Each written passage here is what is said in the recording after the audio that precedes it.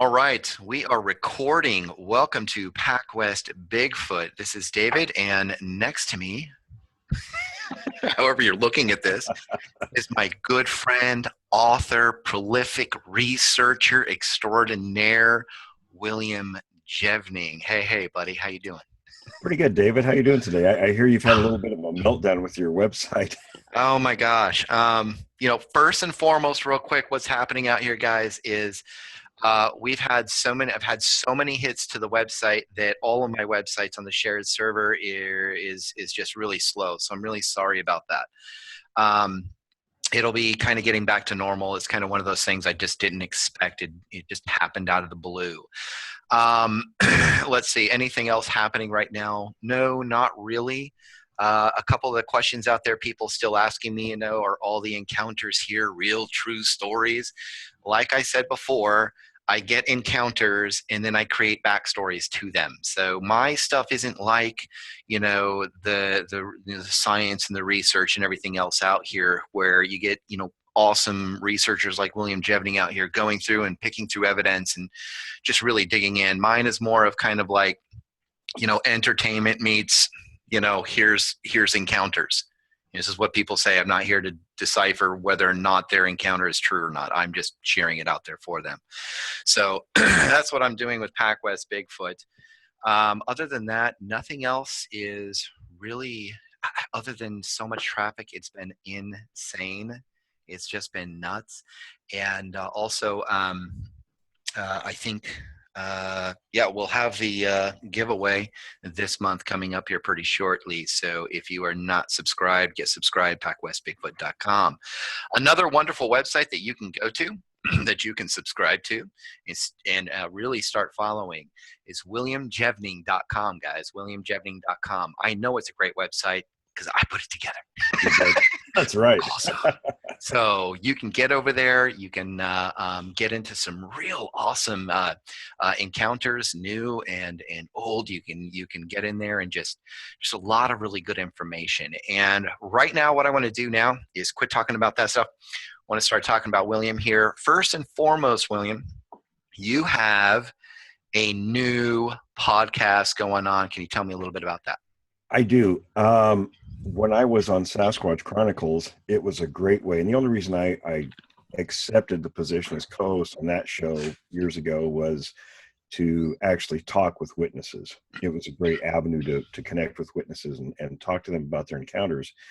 And after I left the show, it was almost like going through withdrawals, being able to talk to more witnesses on a platform like that. So we did Podbean. Let me back up. We did a little bit of a show for a while, and that kind of went away.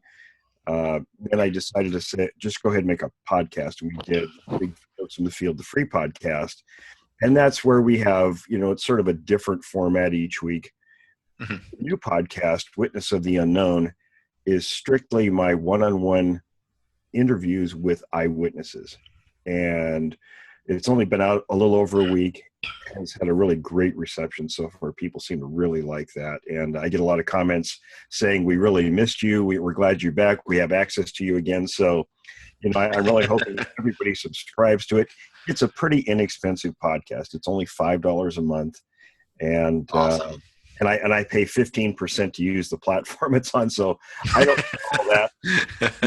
I didn't want to charge people a lot of money for it. I wanted to make it inexpensive so that a lot of people have easy access to it. But it helps fund what I'm going to be doing in the field from this year on. So, I work like everybody else, and I don't make a ton of money. So, it's going to be a big help. And I'm going to take what I collect in the field this year, with my GoPro and some other cameras I have, and put that stuff on YouTube for everybody to really enjoy what I'm doing in the field. So, oh, sweet. Awesome.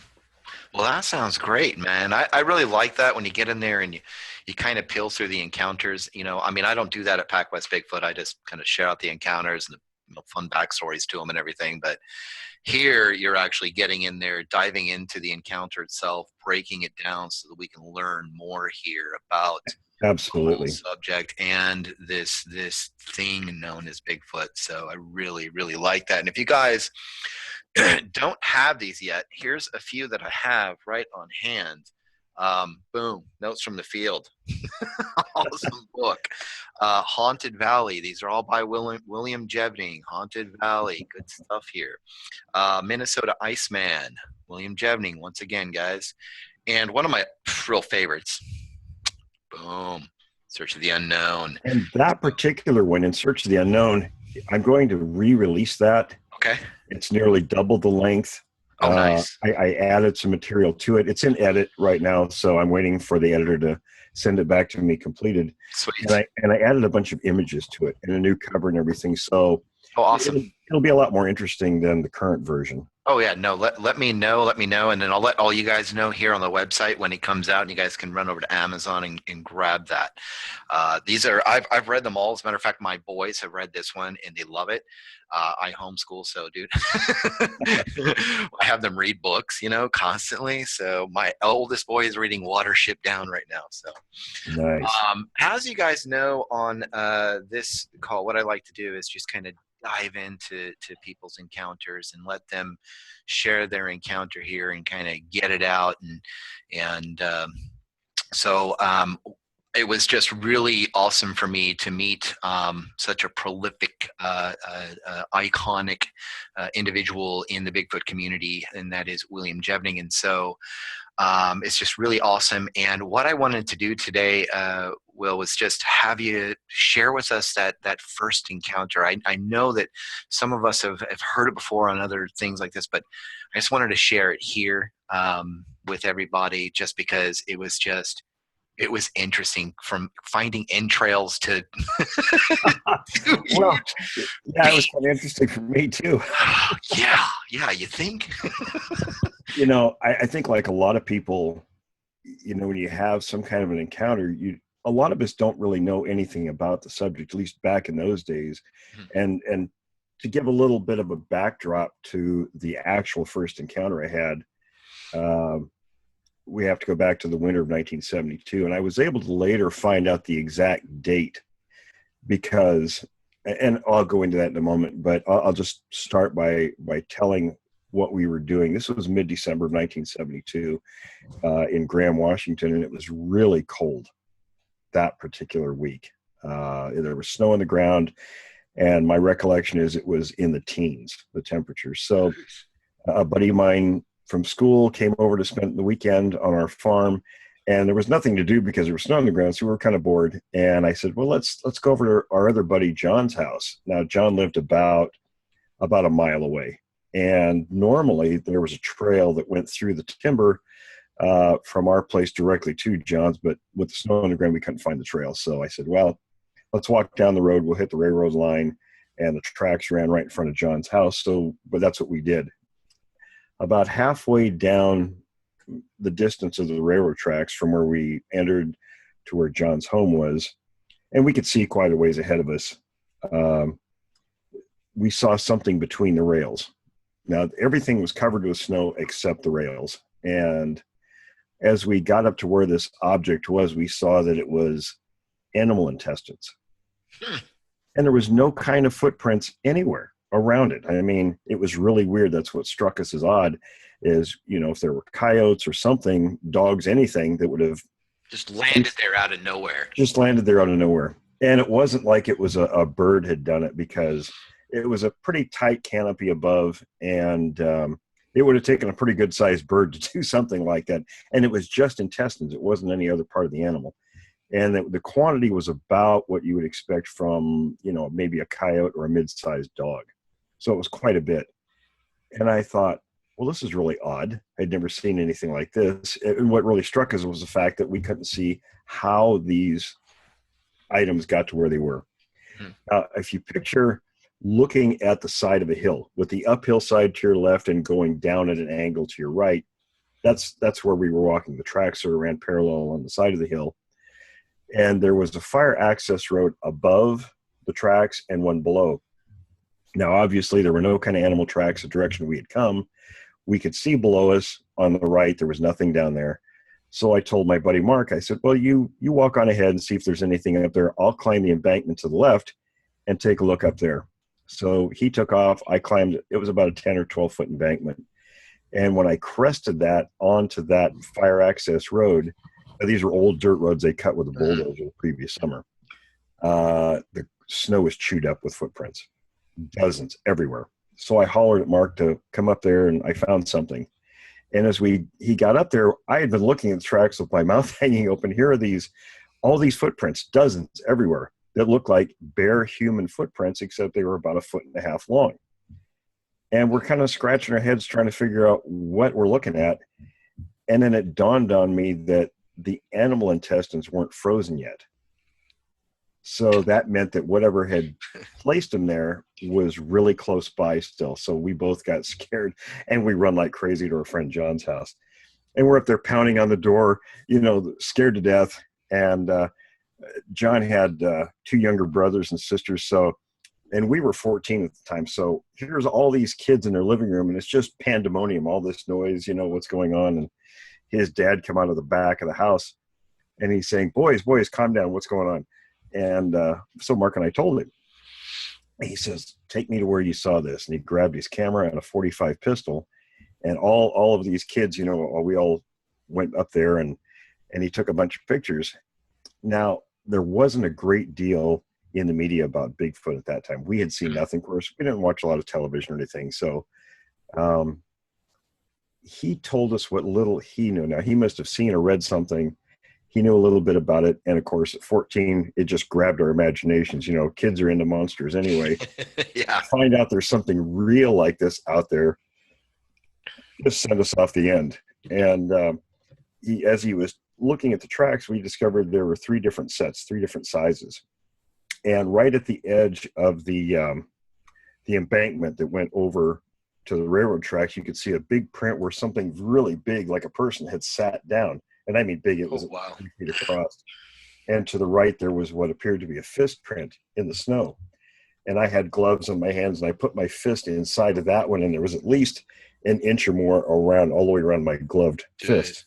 So, but very clear, finger marks, where there was a curled fist. Yeah, Right. So from that time on, and then we went back to my house, and of course my parents and sisters made all kinds of fun of us. Kids don't really have a lot of filters. They just say what they see or hear. And, that sort of put a damper on our enthusiasm after that. So we went out and looked every weekend. John and I and his brothers did. Never saw anything more. So, as a kid, you get kind of bored if you don't see anything more, you don't experience anything. So we kind of put it in the back burner, didn't think about it. Moving forward to, it must have been around October. And I found out the date of that first incident was the 16th of October because John's family, they liked watching American Bandstand every Saturday. And I remember that particular day because the singer Johnny Nash was singing I Can See Clearly Now, and I really liked that song. Wow. And he was performing that day, and I was able to go back to Seattle's archives for the show, and they aired it on Saturday, December 16th. Wow. So 1972, so I knew exactly what day that was. But going fast forward to 1974, I don't have anything that references the exact time, except it was when the leaves were off the trees, and it was real frosty. So I'm guessing it was around deer season, probably October. One evening I went out. We had to keep my colleague tied up to his doghouse at night because he liked to visit the neighboring farms, and we didn't want to get into any kind of trouble over there. So I went outside. It was right at dusk, and he was barking like crazy towards the wood line. And I'm thinking, okay, there must be a skunk, a raccoon, or something out there. And my dad always said, if something comes in the yard, shoot it, because he might have rabies. Yeah. To infect, the cats or the dog or something. So, I'm thinking a small animal. I grab a 22. I had 3 of them instead of my 12 gauge or my 300 Savage that I hunted deer with. And I grab a couple of bullets and I go out there. I grabbed a single shot 22. And I turned the dog loose and I told him, go get him. And he went racing out to the tree line. And I got about halfway to where he was. And I could see him standing there rigid at the edge of the tree line with his ears up. Now, he never acted like that. That dog would take off headlong after anything. Why he was standing at the tree line, I couldn't imagine. But as I approached him, I got maybe 50 feet or so, and he wheeled around and come running back past me at top speed.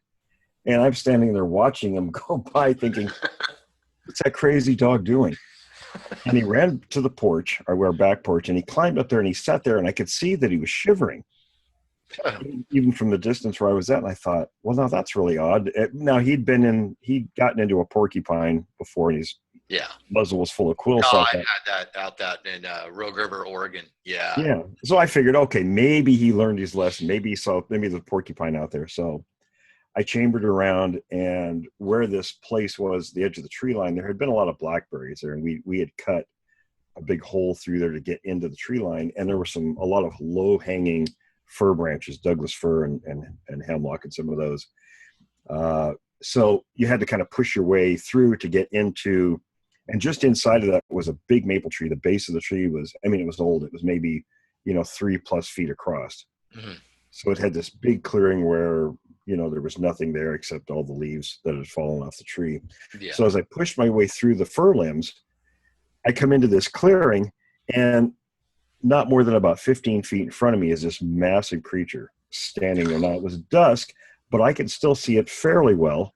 There was some light coming in from the west, my left, what light there was that part of the day. A lot of heavy shadows, things in there. So a lot of the upper body was in a lot of that shadow, so I didn't get great details, but I could see the feet very clearly, especially since one of them was moving. Mm-hmm. And with its right foot, it was moving the leaves around. I don't know if it was digging after something or just, what it was doing. So, and I can picture this foot, I think to this day, probably more than anything. And I think witnesses sort of focus on whatever catches their eye at the time. Mm-hmm. The foot looked very human, except for it was large. It was covered with hair. The hair didn't grow on the toes, but it came down the top of the foot and sort of hung over part of the toes. Wow. And I'm standing there in shock, and I could see this thing. And I knew from hunting and growing up on a farm, helping my dad butcher and everything, this thing, it was a couple of feet at least above the top of my head. So I was estimating around 8 feet high. And I knew from hunting and everything that this thing had to be at least 800 pounds. And I was in shock. I mean, of course, all this happened in just a few moments. So, as I'm analyzing it now, and I remember when I first started telling this, I didn't start telling the story to anybody until just a few years ago.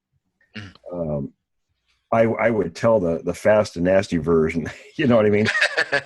In fact, when in my first version of Notes from the Field Tracking North America Sasquatch, I wrote the quick version that I had told, anybody had told was just the quick version. Mm-hmm. And I had to really think about details. Somebody asked me, they said, well, can you give us more details? So I had to actually sit down and think about, step by step, what did I see?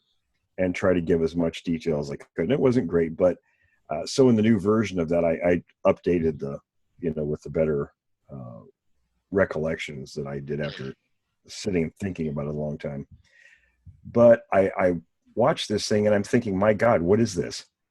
And then it dawned on me, oh, this must be what made the footprints we found in the snow in 1972. And then I thought, okay, it's huge. What do I do? So I'm scared. Of course, you run into a wild animal in the forest, you're not. Yeah.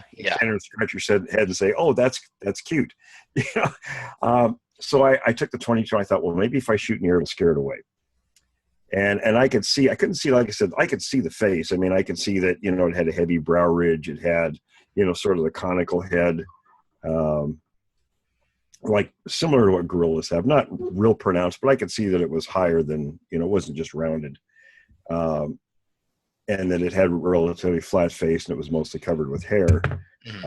The shoulders were a good 4 to 5 feet across. I mean, it was just like a thick mass. It wasn't tapered at the hips or anything. It was just this massive animal.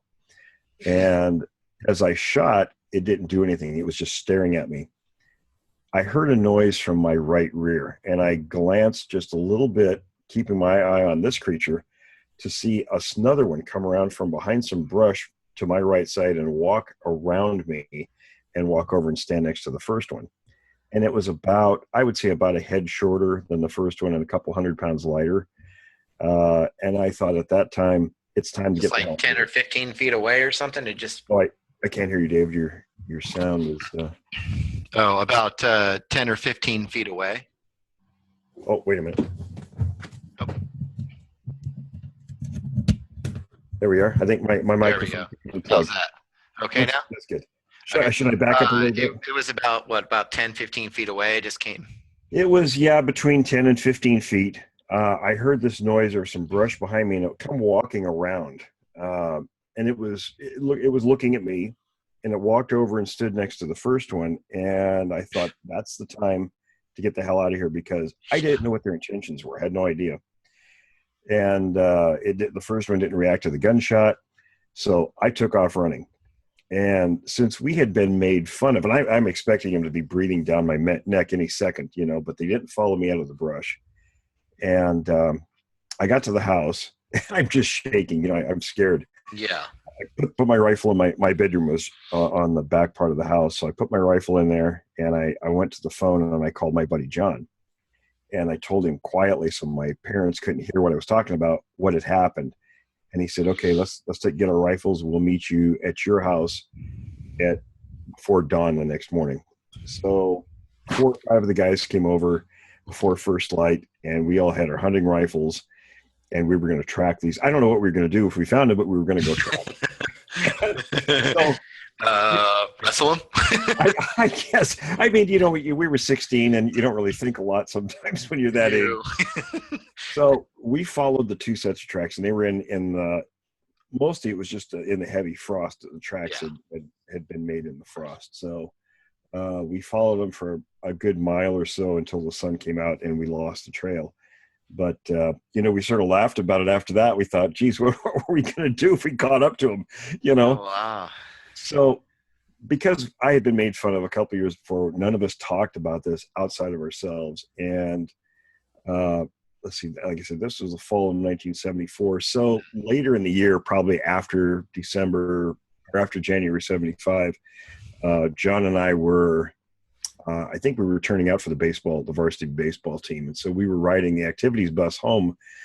And this would have been the spring or pre-spring, I guess, since we were just turning out for the team. We were talking very quietly. And on those activity buses, there usually weren't a lot of kids in the evenings. So, a friend of ours named Jim was sitting a couple seats away, and he was kind of a shy, quiet guy. Never said much, didn't have many friends. He overheard us talking. The guy had phenomenal hearing because we were really quiet, and we were discussing what I had seen that night. And he come over and he asked one to know about it. So I figured, oh, okay, it's okay to tell him because he's not going to tell anybody. And he asked me if he could interview me. I thought, well, okay, whatever. He was an odd kid anyway, so I let him interview me, and I never heard anything more about it. He a couple of weeks later came and gave me 3 books written by Canadian author John Green, and they were all Bigfoot books, and I didn't know there were any books on Bigfoot. And I poured, and they were the ones that look like magazines. And I poured through them, and I thought, wow, there's all this information and all these people doing this stuff. And I thought, well, maybe I'm not crazy. Maybe there is a lot to this.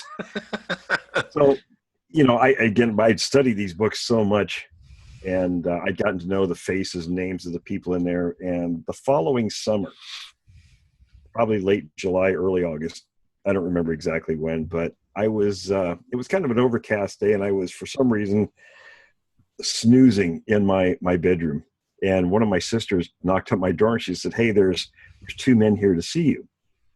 And I kind of woke up, I'm thinking, 2 men? I don't know any men. My dad's friends and uncles, that was about it. Yeah. So I slip on my barn boots, and I walk out to the back porch kind of groggy, and lo and behold, there's a Jeep, a green Jeep Cherokee, and 2 men, and one of the men is Rene Dahinden. I recognized him from John Green's book. And the other man introduced himself as Dennis Gates.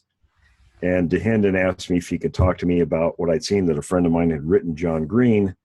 And they were there investigating the Puyallup Screamer events. And I was invited to their camp, and then became friends with them, and sort of the rest of that's history. That's sort of, I would have never told anyone about what I'd seen outside of our own group of friends had I not met those guys. And they asked me to help them with their investigations. Mm-hmm.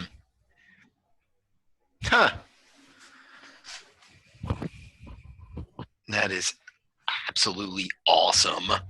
Awesome. So, just a few questions. I know I'm going to probably spend the next 10 or 15 minutes here asking you some questions and stuff. And I had some images Sure. here of, Renee DeHinden and John Green and all them.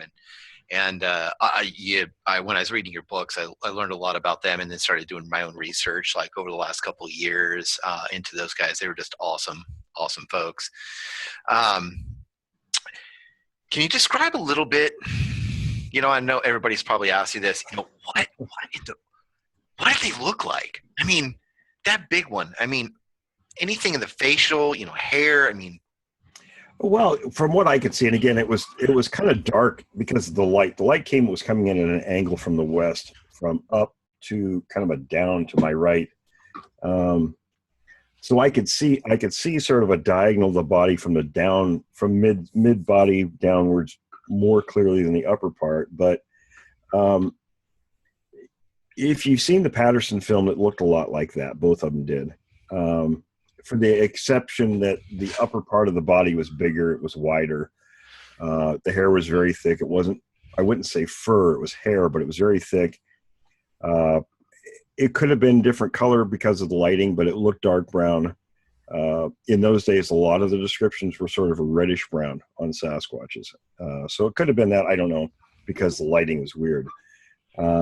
Facially, I mean, the head set right down on the shoulders. There wasn't really any neck. You could see there was the jaw was very heavy, almost kind of a squared shape.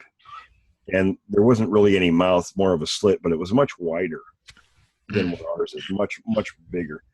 And the hair covered everything really except around the eyes and the upper part of the nose. I mean, it was right up below the eyes, and it wasn't real thick or long up there, but it was, it was covered. That is kind of like what I did over the last few months or so has been collecting just some encounters and stuff like that, either firsthand or secondhand from a brother's a brother's account of his sister's account of Bigfoot, or the sister's account directly. But what I'm getting from them, though, which is really rather interesting, is usually that kind of, I don't know if it's because maybe they know and they've been around and they understand Bigfoot. Maybe some of them are. I don't know. But for the most part, I do hear that quite often. The visual of these things, the way that they look, their physical features are it pretty much corresponds from story to story to story that I hear. Right. I do hear sometimes that heads are a lot more conical shaped, and then some are just barely. Sure. And some really aren't at all, almost. Yeah. Why? I don't know. Well, you're going to get variation in the species. So it's like, you get variations of human beings, and you get variations of chimpanzees. So. If you look at a group of gorillas, let's say 20 in a particular group, you'll see some with very conical heads, some with rounded heads. Mm-hmm. It's just going to be variation. It could be a difference between male and female. Although the Patterson Sasquatch was female, so that one had a very conical head. It's very difficult. I don't really know myself. I mean, we'd have to talk to a physical anthropologist about what that variation means. But there is the variation in a group. So, okay. And do you think that I always thought that maybe because of the hair and everything else, it's like, how would these things, if they don't have fur but they have hair, how would they stay warm in the winter and stay dry and whatnot? Do you think maybe it's because it's kind of like ducks, where ducks have really thick feathers, but they have oil? It's almost like a resistant kind of oil on their fur. Actually, it's not so much that. And I was doing some reading just recently on this. The larger an animal is, the less heat they give off. And it has to do with metabolism, because when they're big, their metabolism is slower. Mm-hmm. They're able to adapt to cold conditions much more easily than smaller animals. Okay. That's probably why I'm always freezing my butt off outside, even though it's 50. Yeah. And do you think that it's possible that, I know that, when you were retelling about your encounter before on some of the other podcasts and stuff I've listened to, the other interviews I've listened to, you said it had kind of that face, like it was like, it really was not it didn't you whatsoever. Yeah, it didn't look very happy. I mean, that was my impression. But I don't know if that was real or not. It just did not have a very happy look on its face. Yeah, and I don't. There's so many people out here, and I hear some stories. Some of the stories that I've come across from people recently has been this kind of, like we always make fun of, like, oh, it's the hippie forest tree hugging loving animal, Sure. the koala bear of the Pacific Northwest. When in reality, I mean, it's a wild flipping animal, and it's like that time I had done my interview with you, and I told my mom found those tracks. I Right. didn't know, but my mom's like, I remember, I forgot to tell you something, and she had told me about, we used to go up to Hyatt Lake to camp here in Southern Oregon, up out of Ashland, Oregon, and she said there was a couple times, but she remembers clearly one time because it was the first time that you got Hyatt Lake here, and then about 4 miles back you got Little Hyatt. It's like this little meadow with a little glorified pond in it. Mm-hmm. Just beautiful, beautiful place. Surrounded by trees. You can't see nothing but stars, trees, little lake. Wow. Yeah. It's beautiful. She heard screaming, hollering, screaming from that direction. And we know that there's no camping out there. It's an old dirt road that even back then you needed a 4-wheel drive to get down it. My dad tried to get the Datsun little 210 down. Little hatchback Datsun that we had, it was all gold, nasty color back then. And he was like, no, I got to back up.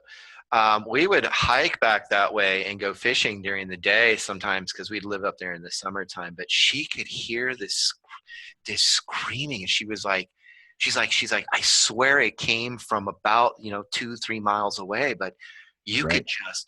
you just knew that it wasn't human. You can't hear a human being from that far, not through a forest like that. It was a great deal of volume. That's a lot of volume. That's a lot of volume. Yeah. So, do you think that possibly they didn't really get aggressive because you had a gun?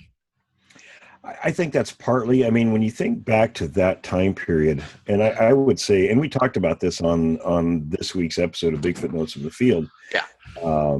We were talking about, we had four of us eyewitnesses on the show, and we were talking about why people don't report what they see. They don't want to talk about it.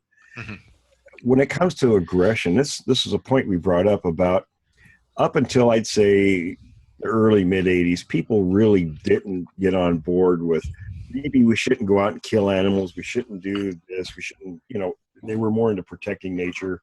Yeah. Prior to that time, when I was a kid, it was, well, if you see it, shoot it. I mean, that was it, Dinner. And when you look at the history of human beings, how we got to where we are in the animal kingdom is by our aggressive nature. We're an apex predator. We are the apex predator. When you look at the Sasquatch is a predator also. And it's also probably an apex predator, except that we're nastier. We are. We create war. And when you look at native accounts across the board, the majority of them we're talking hundreds of tribes, the predominant view is that these are nasty creatures.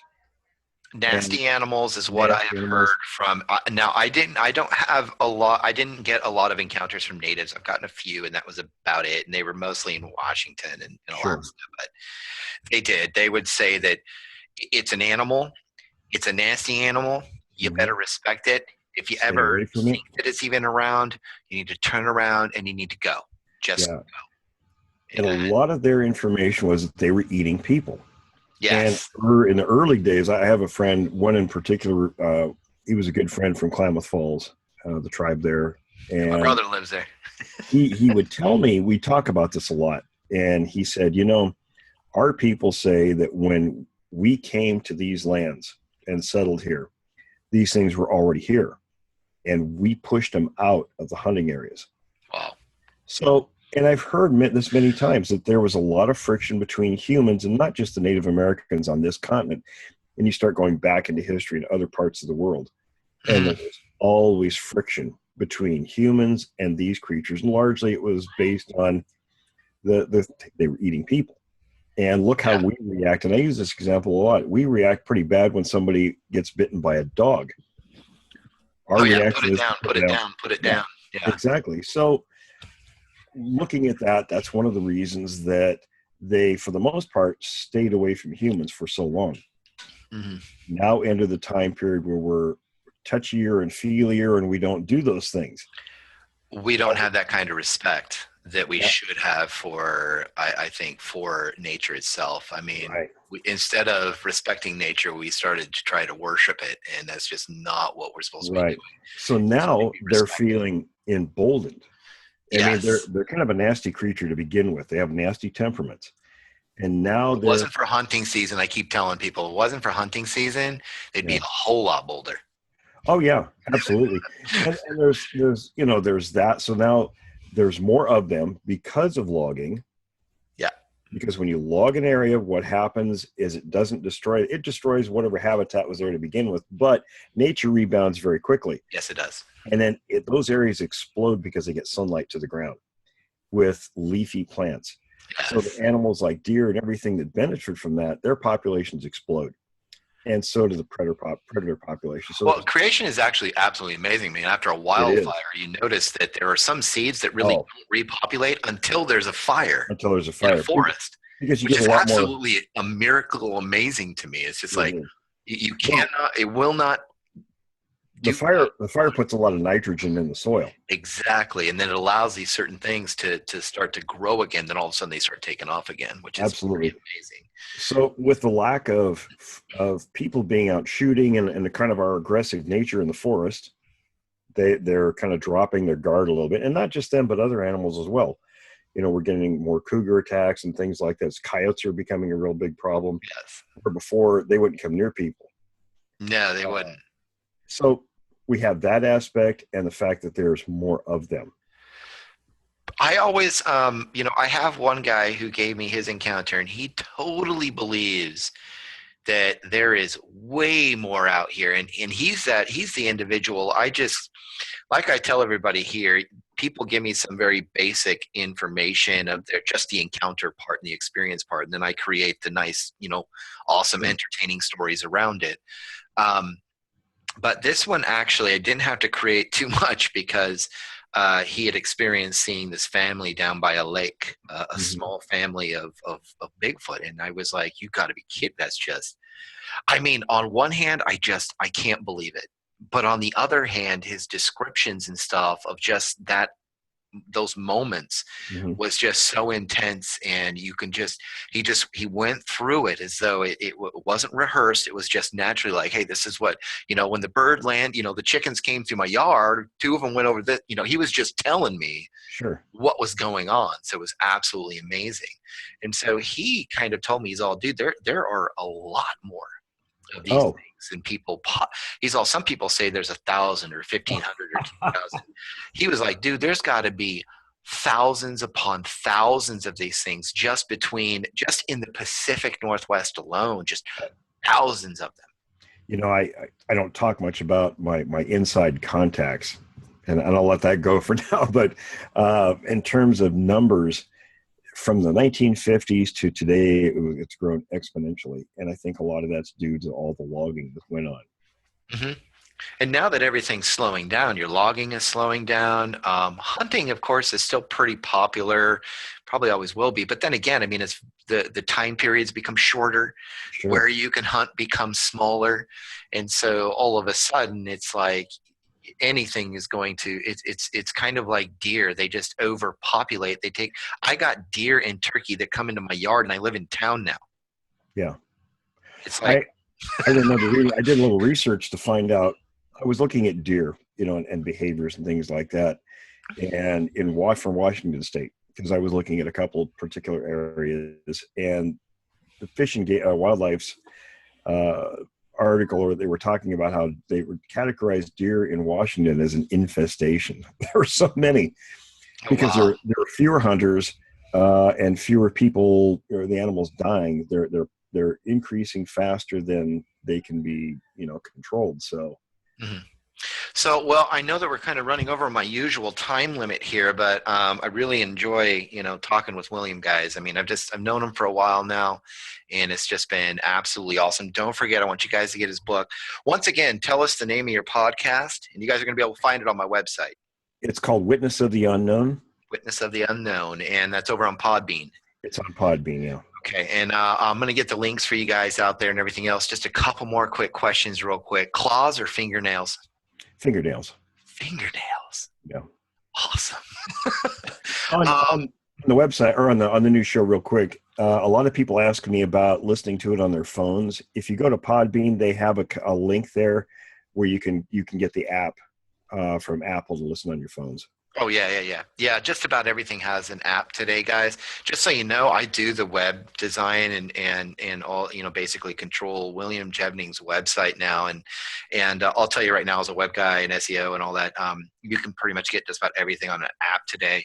So, for Notes from the Field, show, you can get that over on Blog Talk Radio from William, and then his really awesome encounters, interviews. You can get those over there on Podbean, and I suggest you guys get over there and do that. One other thing, I've got people that tell me these things have canines, and some people tell me it's just rows of regular old big old teeth. Two different types. Sasquatches are not all one creature. We have actually 4 different types of them. Okay. 2 major species groups. One has flat, blocky teeth. The other type has canines. What do you find here in the Pacific Northwest the most? Mainly the type 1s with the flat, blocky teeth. Flat, blocky teeth. That's kind of what I've noticed, that some of the encounters I've heard in Northern California seem to have more canine-ish, and then as you move up north, it seems to get a little bit more blocky, from what I hear. They do overlap, so it's not a complete separation. So you do get some in the Northeast, for example. There's one area near the Maine New York border where we've got 3 different types. Yeah. Okay. So it's not all in one. Nice. And one last thing.